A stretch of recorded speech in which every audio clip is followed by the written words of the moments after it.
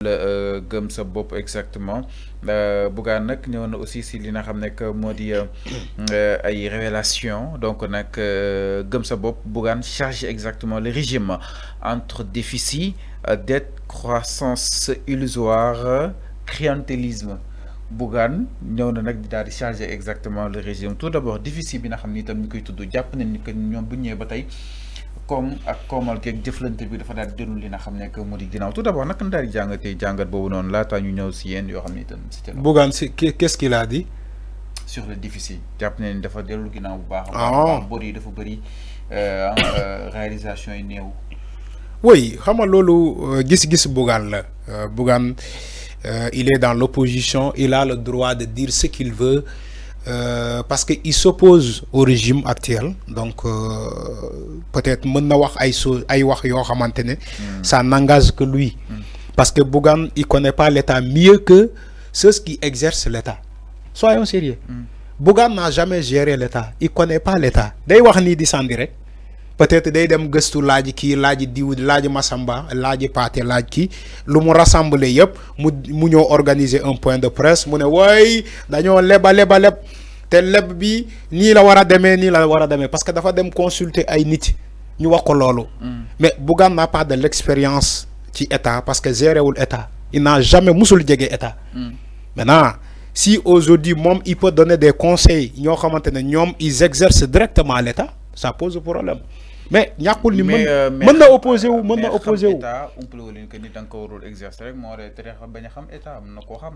non Bougane xamul état jusqu'à la mesure du contraire Bougane xamul état il sait pas comment un état fonctionne Fallou Sénégal dañoo bëri fit rek ñu am fit fii dañuy nappaate rek nit ñi dañuy nappaate rek da ngay dem uti soleil nga jënd soleil yor wala nga jënd observateur nga jënd chaque jour nga jënd ko di lire ñu ne wooy diw mi toog intellectuel la dama lay wax benn affaire rek nga sol say verre comme ni nga solee nii sa verre ma sol nii nga dem ci kiosque yi di jënd di lire chaque jour ñu gis la nga teg tànk bi teglante bi nii di lire journal bi ñu ne waa ji nii il est intellectuel de waa ji fépp foo ba chaque jour boo ñëwee da nga koy fekk ak journal waa ji même buy dox nii da ngay fekk mu téye journal loolu mooy Sénégal. alors cette personne là. àdduna jëm si rapport trimestriel bi. jàpp na ni fii Sénégal dañuy gérer réew mi comme que gère boutique concrètement. voilà c'est là où je te dis que Bougane il connaît pas l'État. kan mooy gérer Sénégal comme kuy gérer boutique. exemple la non si. maanaam dafay inventaire rek. non voilà. Fallou même Bougane société yu mu jiite. il gère pas ces sociétés là comme kuy gérer boutique. même des médias bii ni Bougane mënu ko gérer comme kuy gérer boutique. c'est pour cela je te dis que Bougane ne connaît pas l'État day wax nii rek di sànni rek Sénégal fii nit ñi dañoo bëri fit da ngay nekk opposant rek wala nga nekk un politicien là nga xaw a am tour yi tu organises des points de presse di wax ba sa xol sedd tu vois Thierno Alassane Sall comment il fait. dañuy wax ci sànni.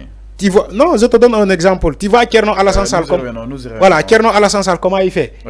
waa ji mooy woote presse ba mu ñëw. muy wax dans la subjectivité. Il n'est jamais objectif. Nous y reviendrons si donc Alassane.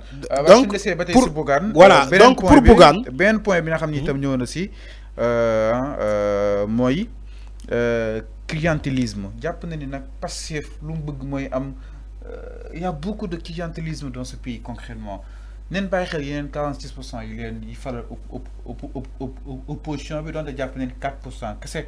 moo tax seen digganteem ak ñoom. xam nga ça dépend de ce qu'il appelle clientélisme xam nga mais clientélisme Fallou. un état on dit on gère un état avec ses personnes de confiance. C'est ça un état. Maintenant si vous êtes élu vous Pastef ou bien la coalition Diomaye est élu à 54%. on dit que on va laisser dañuy bàyyi ñoo xamante ne ñoom la ñuy gagnandoo ñoom la ñuy accéder au pouvoir pour dem outil de la matière ailleurs c'est-à-dire que dem andi ay nit ñoo xamante ne bu seen pexe sotti woon Diomaye du nekk président Ousmane Sonko du nekk premier ministre le PASTEF ne peut pas gouverner mais comme ça. Mais c'est pas une raison. Non, si c'est une raison. Fallou. PASTEF est en train de faire des erreurs. Le PASTEF, il fait beaucoup d'erreurs. bu leen déglu nit ñi wax nit ñi ba tax na ngeen naan vous allez gérer ce pays là avec tout le monde. Tout le monde n'a pas gagné. Soyons sérieux. Il faut chercher des communicants. Le régime de Pastef, on ne peut pas gouverner avec tout le monde. Ce n'est pas possible. Parce que tout le monde n'a pas gagné ces élections-là. On dit oui, parce qu'il y a des chroniqueurs, voilà, il y a des opposants qui disent que oui, il y a du clientélisme. Wa Pastef, c'est un bop kessel, wa Pastef, c'est nit la ñi jël di len yobbu ci NT. Mais c'est normal. Pastef, c'est nit la ñu wara fal. Yo suba bo créé parti ba mu gagner le pouvoir, nga fal say nit. C'est comme ça qu'un État fonctionne. Aux États-Unis. Mais ce fait que dama ne expérience yi nga soxla déedéet léegi boo am Fallo c'est le pays qui vont justement déduire les conséquences. Fallo gis nga expérience lu baax la, compétence lu baax la, diplôme lu baax la, mais boo demee États-Unis tey li ngay wooyee compétence États-Unis du ñuy wooyee loolu compétence. Qu'est-ce que tu peux faire? What do you do? Lan nga mën yow lan nga mën, mais du ay amna 5 diplômes amna 6 diplômes jaar naa fi jaar naa fee. C'est ça le Sénégal. On a hérité de la méthode française.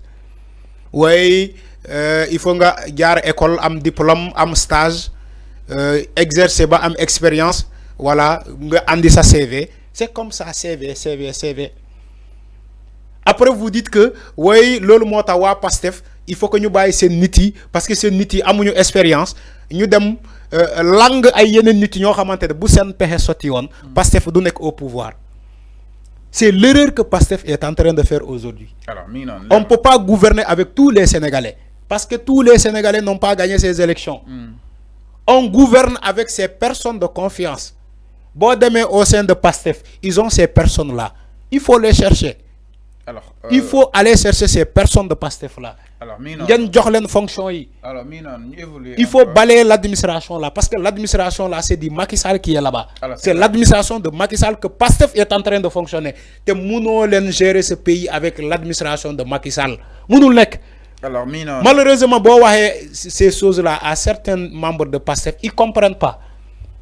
Ils comprennent pas pourquoi tu leur dis que ils vont pas réussir. Non, dañ leen di ñaanal ñu réussir. Non, loolu la dañ leen di ñaanal pour ñu réussir. Mais quand ils gèrent avec l'administration de Macky Sall, ils vont mettre des bâtons sur tes roues. C'est un Macky Sall, tout n'est pas mauvais quand même. Cette administration, Fallo. Il faut pas. Parce qu'aussi, les responsables, il faut pas. C'était des responsables. Il faut pas tromper. Administration, D'accord. Ces responsables. D'accord. On peut les reconnaître. Fallo. Il faut pas qu'on se trompe en Afrique. Afrique dafa am réalité. Sénégal dafa am réalité. Suñu état yi ni dañoo am réalité. Réalité bi moy quand un président gagne des élections, il vient avec son administration, avec ses poulains, avec ses personnes de confiance. Quand Abdoulaye Wade a gagné en 2000, la première alternance du Sénégal c'était en 2000. Quand Macky Sall a gagné Abdou Diouf, mais Macky Sall est venu avec son administration. Quand Abdoulaye Wade a été battu par Macky Sall en 2012, Macky Sall a commencé avec des technocrates. Des technocrates. Il dit que oui, d'accord, APR a gagné les élections, mais on va aller chercher des technocrates, ce pas des politiciens. Macky Sall dit Monaco avec Abdoul Mbaye, Premier ministre, avec le banquier. Le banquier. Mais Macky Sall, quand il a compris, Abdoulaye Wade l'a dit que tu ne vas pas réussir. Abdoulaye ni la ko waxee. Quand Macky Sall a amené des banquiers, des hommes, des technocrates, Abdoulaye lui a dit que tu ne vas pas réussir. Mouno yor Sénégal avec ces personnes-là. C'est après que Macky Sall a compris ce que Abdoulaye disait. Ni que quand on gagne des élections, il ne faut pas aller chercher des technocrates. Les personnes qui doivent gérer ce pays sont proches de toi. Ils sont là, devant toi. Tu les regardes chaque jour. Ce sont ces personnes-là qui se sont battues dans la rue. Ñom ñoo battre campagne.